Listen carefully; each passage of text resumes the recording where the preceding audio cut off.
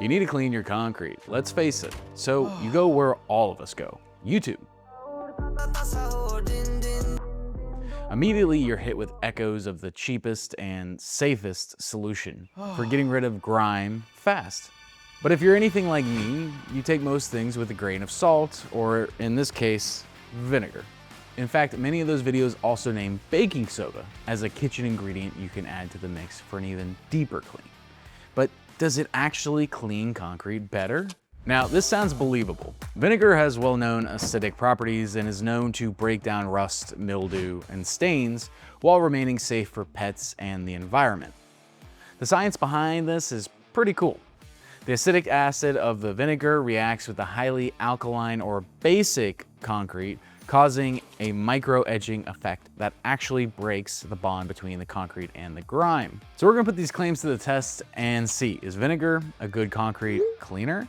And does adding baking soda actually help any more? And then we're gonna compare that to see if it does anything more than just adding soap and water.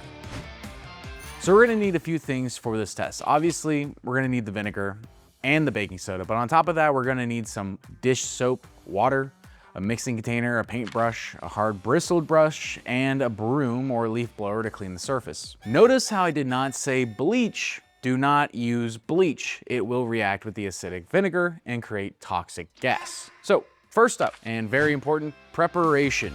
Prep work can make or break a repair or modification to your concrete, and this is no different.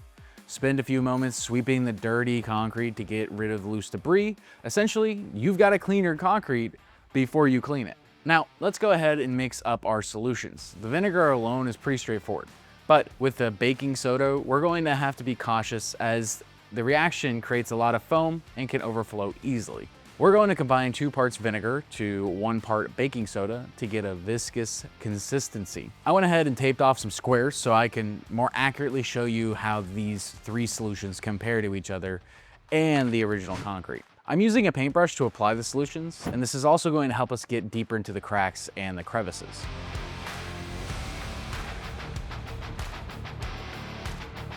After that, I used my hard bristled brush and scrubbed in multiple directions for about 20 seconds each.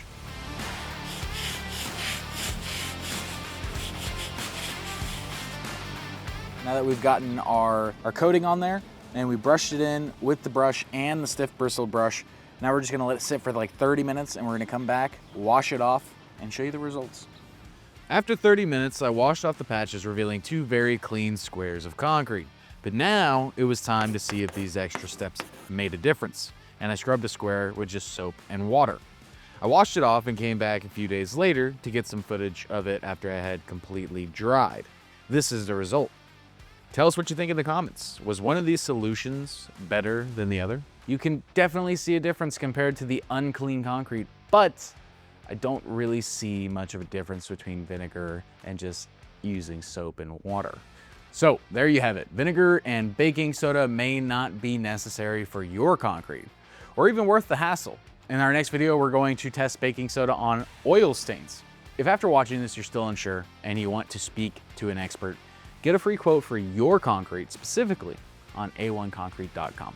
If you want to find more tests like this or informative articles on all things concrete, check out our other videos and articles on the Concrete Academy, and subscribe to our YouTube for more videos like this.